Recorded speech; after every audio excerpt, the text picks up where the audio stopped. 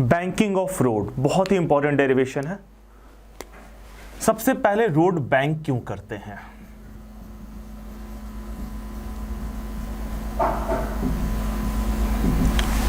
Road bank क्यों करते हैं तो समझिएगा रोड बैंक करने का रीजन क्या है। अब देखिए, जैसे हमने अभी अभी लास्ट लेक्चर में डिराइव किया कि अगर कोई लेवल रोड पे एक कार टर्न करता है सर्कुलर पाथ में, तो उसकी जो मैक्सिमम वेलोसिटी है वो आई थी, आपको याद होगा, v = म्यू आर जी। ये म्यू जो है वो कोफिशिएंट ऑफ फ्रिक्शन है किसके बीच में, टायर और रोड के बीच में। r radius of the circular path है और g जो है वो एक्सीलरेशन ड्यू टू ग्रेविटी है। r और g तो कांस्टेंट रहेगा, बट म्यू जो है वो वेरी कर सकता है। मान लेते हैं कि कोई सर्कुलर पाथ है, वहाँ पे बारिश हो गई एक बार और म्यू जो है वो काफ़ी कम हो गया और कोई बंदा अगर टर्न करता है जिस स्पीड से वो यूजुअली टर्न करता था, अगर टर्न करता है तो उसकी वेलोसिटी जो है वो मैक्सिमम वेलोसिटी से ज़्यादा हो जाती है। v = mu r g is the maximum velocity. Mu कम हो गया तो उसकी वेलोसिटी मैक्सिमम वेलोसिटी से अगर ज़्यादा हो जाती है, इस वेलोसिटी से हम मैक्सिमम वेलोसिटी कैलकुलेट करते हैं। मान लेते हैं कैलकुलेट करने के बाद म्यू कम होने की वजह से कैलकुलेट करने के बाद मान लेते हैं 20 आता है। उस समय जब बारिश हो गई, यूजुअली वो 25 पे टर्न करता था और सेफ रहता था, तो इस बार भी वो 25 पे टर्न किया और सेफ रहने की कोशिश कर रहा है कि वो सेफ रहेगा। बट क्या होगा, बाहर की ओर फोर्स ज़्यादा लग जाएगा। जब वो टर्न करेगा इस तरीके से, जब वो टर्न करेगा तो इधर का फोर्स ज़्यादा हो जाएगा, क्योंकि इधर की ओर जो मैक्सिमम वेलोसिटी हमने कैलकुलेट किया वो 20 कैलकुलेट किया जब म्यू काफ़ी कम हो गया था। उसने टर्न 25 पे लिया तो इधर की ओर फोर्स ज़्यादा हो गया, सेंट्रीफ्यूगल फोर्स ज़्यादा हो गया, तो गाड़ी क्या होगा, टॉपल कर जाएगा, पलट जाएगा इस साइड। तो इस पलटने से बचाने के लिए हमें क्या करना होगा, कुछ जुगाड़ सोचना होगा। अब क्या जुगाड़ सोचे? इंजीनियर्स ने क्या किया, रोड को ऐसे उठा दिया। अब रोड को ऐसे उठाने से क्या फायदा हुआ? रोड को अगर ऐसे उठा देता है तो रोड को ऐसे उठाने से क्या होता है आपका, अब देखिए रोड ऐसे उठा दिया तो along with friction मैं आपको डायग्राम दिखा रहा हूं। अगर रोड ऐसे उठा दिया, पहले क्या था, केवल फ्रिक्शन, ये आपका सर्कुलर पाथ हुआ, पहले केवल फ्रिक्शन बैलेंस करता था। और अगर उसने रोड को थोड़ा उठा दिया थीटा एंगल से अगर उसने रोड को थोड़ा उठा दिया, तो along with friction एक इधर की ओर component mg sin theta, along with friction एक इधर की ओर कंपोनेंट mg sin थीटा भी mv² r को बैलेंस करेगा। फ्रिक्शन तो काम करेगा ही करेगा इधर की ओर, फ्रिक्शन के अलावा mv² भी mg sin थीटा भी mv² r को बैलेंस करेगा। अब जब उठाना ही है तो ज़्यादा क्यों नहीं उठा देते हैं? इसमें भी एक नुकसान है। अगर ज़्यादा उठा दिया, गाड़ी बीच में ख़राब हो गई तो इधर ना पलट कर इधर पलट जाएगी अगर रोकनी पड़ी तो इसलिए हल्का ही उठाते हैं, ताकि अगर बीच में गाड़ी भी रुके तो कोई फ़र्क नहीं। जब इधर की ओर फोर्स लग रहा होगा mg sin थीटा, जब गाड़ी रुका होगा तो आपको तो पता है फ्रिक्शन अपना डायरेक्शन चेंज कर लेता है, तो फ्रिक्शन इधर की ओर लग जाएगा। चलिए देखते हैं इसमें। Banking of road. अब पहला चीज़ ये कि वाई रोड्स आर बैंक्ड। तो roads are banked so that along with friction a component of weight यानी कि mg sin theta also balances the centrifugal force.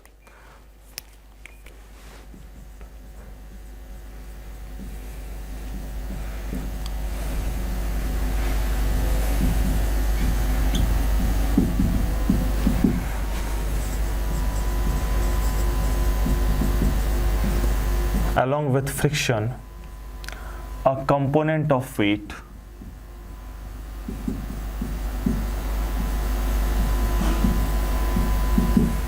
also balances the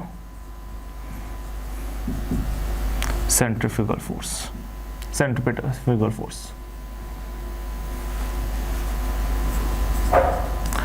अब आप पूरी कहानी लिखोगे, consider a car moving with maximum velocity v, let the roads are inclined at angle theta। पूरी कहानी लिखने के बाद इस डेरिवेशन पे मूव करोगे। तो सबसे पहले अगर कहानी भी इसमें मैं थोड़ा डिस्कस कर लेता हूँ क्योंकि इंपॉर्टेंट डेरिवेशन है। तो consider a circular path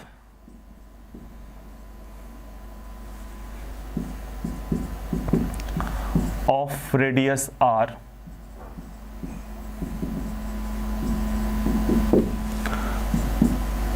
the roads are banked, या the angle of banking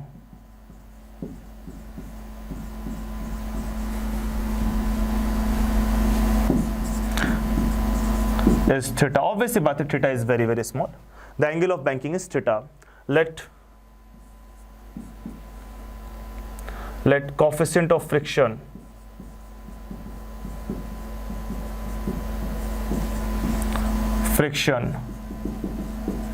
between tire and road be mu.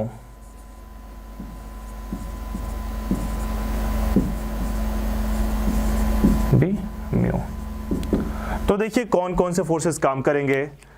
mg sin theta इधर की ओर इसलिए क्योंकि mg इधर की ओर काम कर रहा है। नॉर्मल रिएक्शन किधर की ओर होगा आपका, अगर मैं इस डायग्राम को थोड़ा यहां पे बड़ा सा बना के दिखाता हूं इस तरीके से, आप भी चाहो तो ये डायग्राम में कुछ नहीं दिखाओ, जस्ट एक गाड़ी बना दो।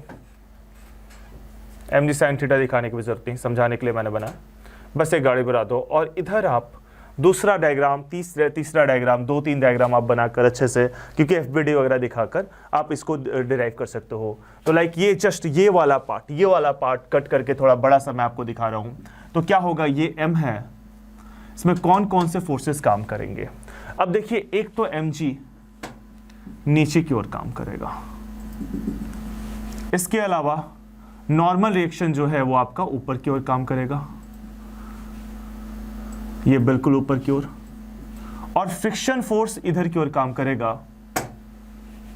इधर की ओर, जिसको पैरेलली मैं यहां पे दिखा सकता हूं। इधर की ओर फ्रिक्शन फोर्स काम करेगा, mg इधर की ओर काम करेगा, और mv²/r बाहर की ओर, इधर की ओर।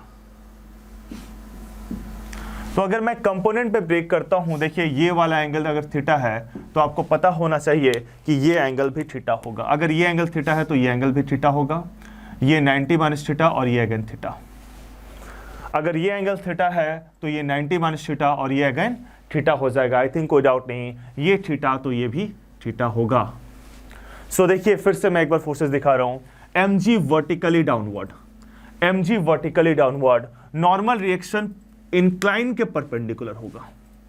तो mg वर्टिकली डाउनवर्ड है, नॉर्मल रिएक्शन इंक्लाइन के परपेंडिकुलर है, हॉरिजॉन्टल एंड इंक्लाइन के बीच में एंगल थीटा है, तो हॉरिजॉन्टल का परपेंडिकुलर यानी कि वर्टिकल और इंक्लाइन का परपेंडिकुलर यानी कि नॉर्मल रिएक्शन, उनके बीच में भी एंगल थीटा होगा। फ्रिक्शन इधर की ओर अलोंग द इंक्लाइन, तो ये थीटा, ये 90 - थीटा, ये थीटा होगा। ये एंगल थीटा है तो ये भी एंगल थीटा होगा।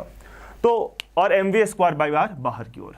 तो अब मैं इसमें 2 डायरेक्शन लूंगा, एक जिधर mv²/r काम कर रहा है और एक उसका परपेंडिकुलर डायरेक्शन। जनरली जो फोर्सेस को ब्रेक करते हैं वो अलोंग द इंक्लाइन और perpendicular to the incline break करते हैं, बट इस केस में हम mv²/r के अकॉर्डिंग डायरेक्शन देखेंगे, क्योंकि हमें v निकालना है। v is the maximum velocity. अब मैक्सिमम वेलोसिटी क्यों है, क्योंकि इसमें सारा चीज मैक्सिमम लूंगा मैं, फ्रिक्शन मैक्सिमम लूंगा।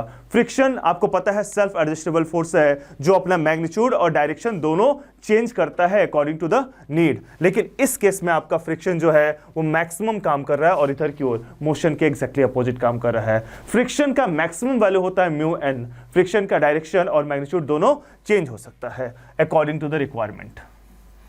mv²/r इधर की ओर।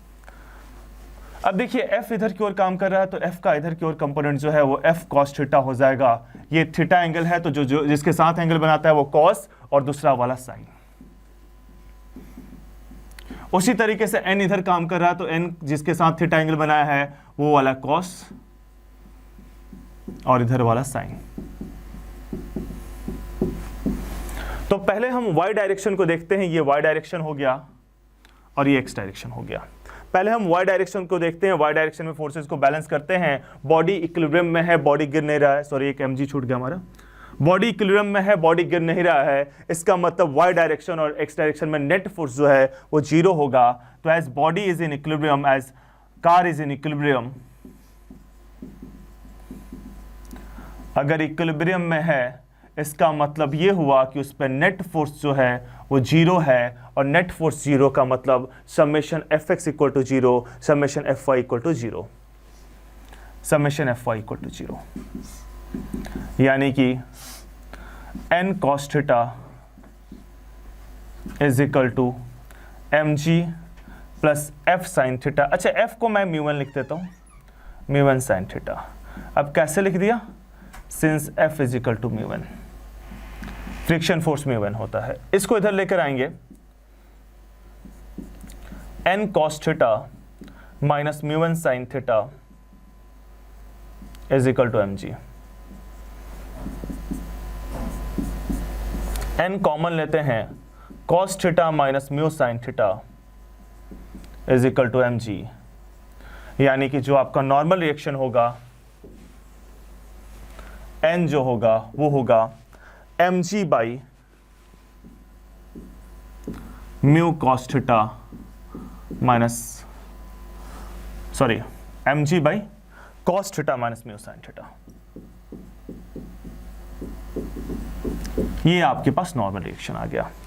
अब हम लोग अगर बॉडी इक्विलिब्रियम में है तो समेशन एफ वाई जीरो होगा और समेशन एफ एक्स भी जीरो होगा। अब हम लोग समेशन एफ एक्स को जीरो करते हैं। ऑल्सो क्या होगा, अगर बॉडी इक्विलिब्रियम में है तो वाई डायरेक्शन में फोर्स जीरो होगा और एक्स डायरेक्शन का भी फोर्स जीरो होगा। तो summation F X equal to zero.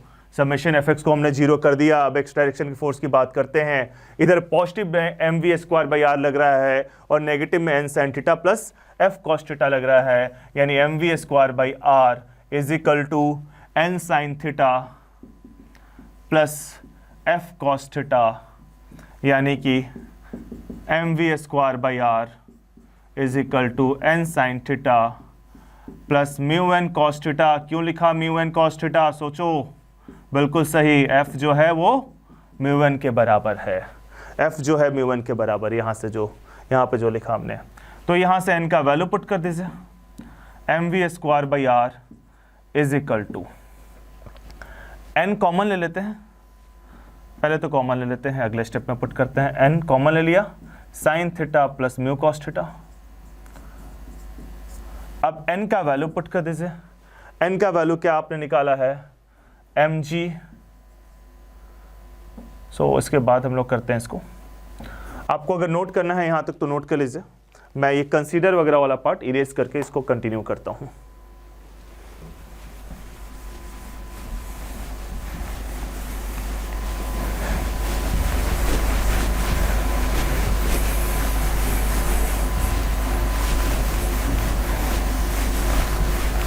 सो यहाँ से हम लोग करेंगे।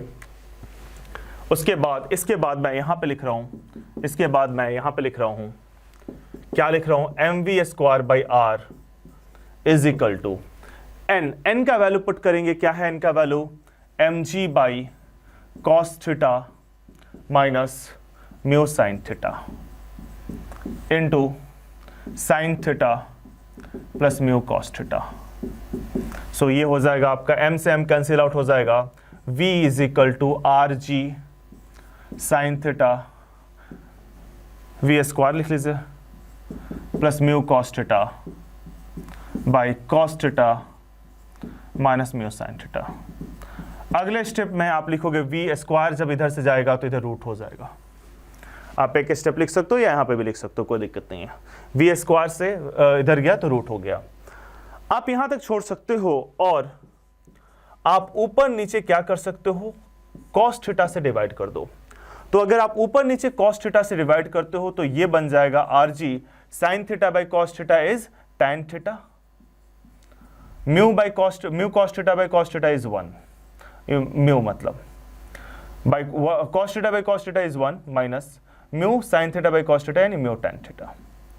तो आप ये भी लिख सकते हो। और एक होता है ऑप्टिमम वेलोसिटी। ऑप्टिमम वेलोसिटी,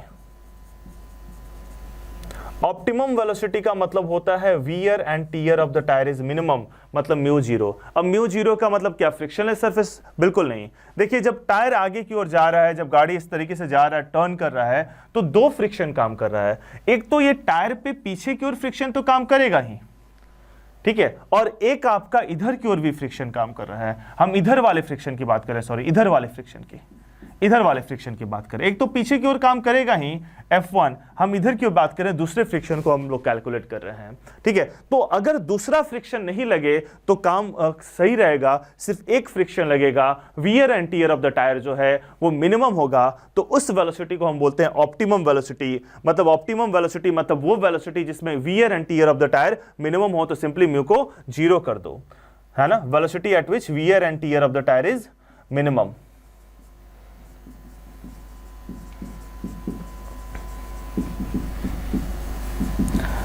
मतलब कि that is mu is equal to 0। Mu को 0 पुट कर दो तो v होगा आपका root R G tan theta. v होगा आपका root R G tan theta, आप इसे लिख सकते हो। ये हो गया हमारा। अब अगले लेक्चर में वर्क एनर्जी पावर स्टार्ट करेंगे।